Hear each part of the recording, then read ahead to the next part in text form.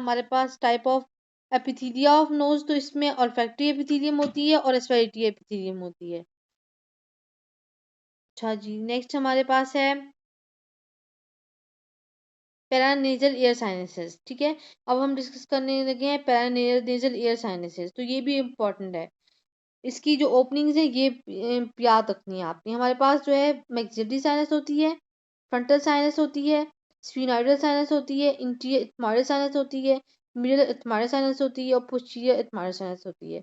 यानी एक maxillary sinus होगी, एक फ्रंटल साइनस होगी, एक स्फिनोइडल साइनस होगी और जो एथमॉइडल है वो थ्री तरह की थ्री टाइप्स ऑफ साइनसेस होती हैं। Interior ethmoidal, middle ethmoidal and posterior ethmoidal. ठीक है, जो मैक्सिलरी साइनस है वो ड्रेन करेगी तो hiatus semilunaris opens into the middle meatus. ठीक है, जो फ्रंटल साइनस है ये ड्रेन करेगी थ्रू इनफंडिबुलम, ओपन होगी मिडल मीएटस में, ये भी मिडल मीएटस में। मैक्सिलरी साइनस भी हमारी मिडल मीएटस में ड्रेन होगी और फ्रंटल साइनस भी हमारा मिडल मीएटस में ड्रेन होगा। ठीक है, जो स्फिनोइडल साइनस है वो स्फिनो स्फिनो से याद रखना है आपने, निमोनिक।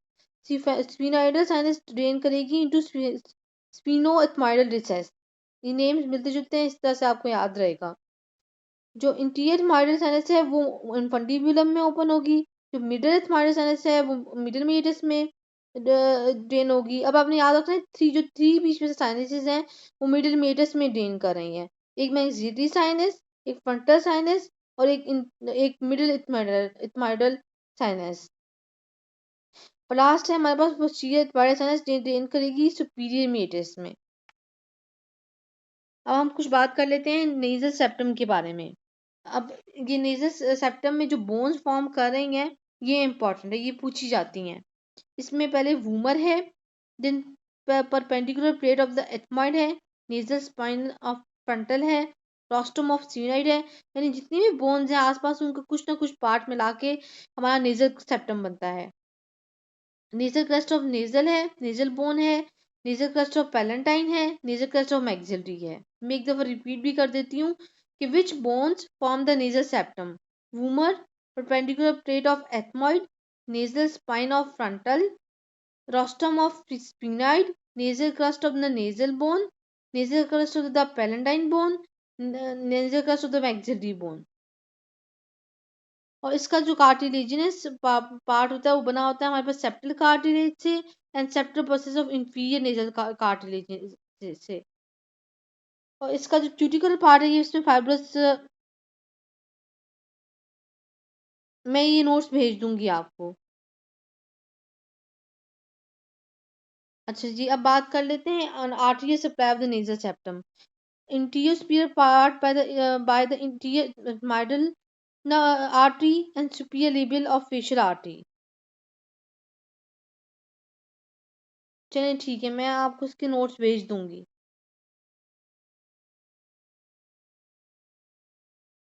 नेक्स्ट है हमारे पास वीनस ड्रेनेज।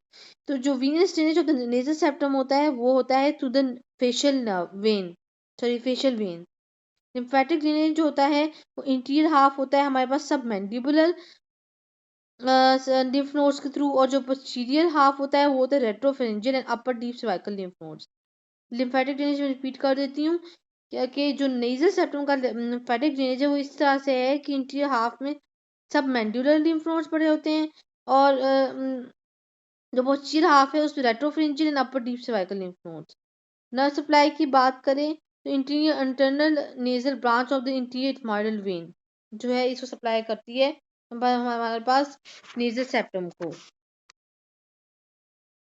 अच्छा जी, अब नेक्स्ट जो इम्पोर्टेंट है हेडेक नेक में से वो ऑर्गन है टंग। टंग के पार्ट्स के बारे में बात करें तो टंग को थ्री पार्ट्स में हम डिवाइड करते हैं, रूट, टिप एंड बॉडी। ठीक है, फिर फर्दर पेपिलाए होते हैं टंग में। इसमें नंबर 1 है फिलीफॉर्म पेपिलाए, नंबर 2 है फंगीफॉर्म पेपिलाए एंड नंबर 3 है सर्कमवलेट पेपिलाए। ठीक है, पार्ट्स ऑफ द टंग तीन होते हैं, रूट, टिप एंड बॉडी।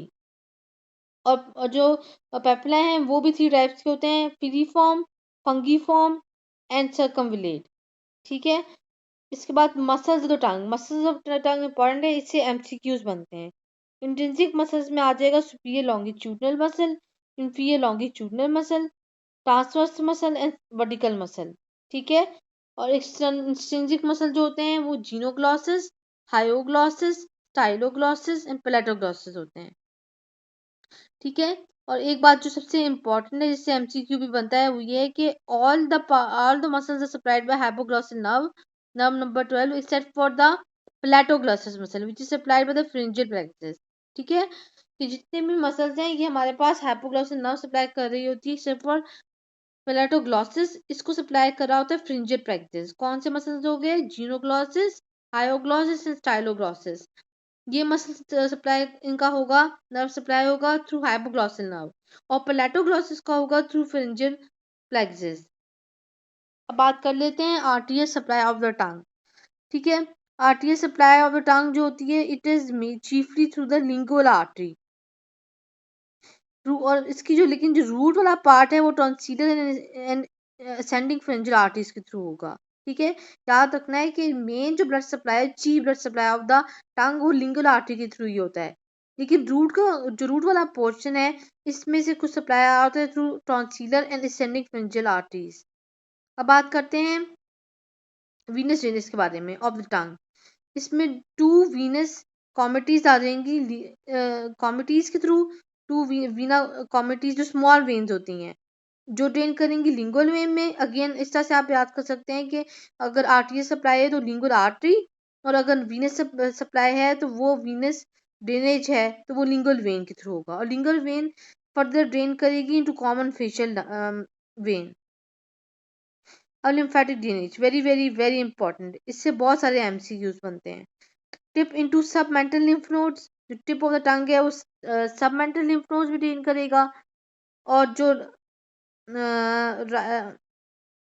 जो right and left half of the interior two third into सब मैंडिबुलर लिम्फ नोड्स, और जो पोस्टीरियर वन थर्ड है वो जगलोओमाहाइड नोड्स। अगेन मैं रिपीट करती हूँ, ये इंपॉर्टेंट है, इससे एमसीक्यू लाजमी बनता है। Lymphatic drainage of the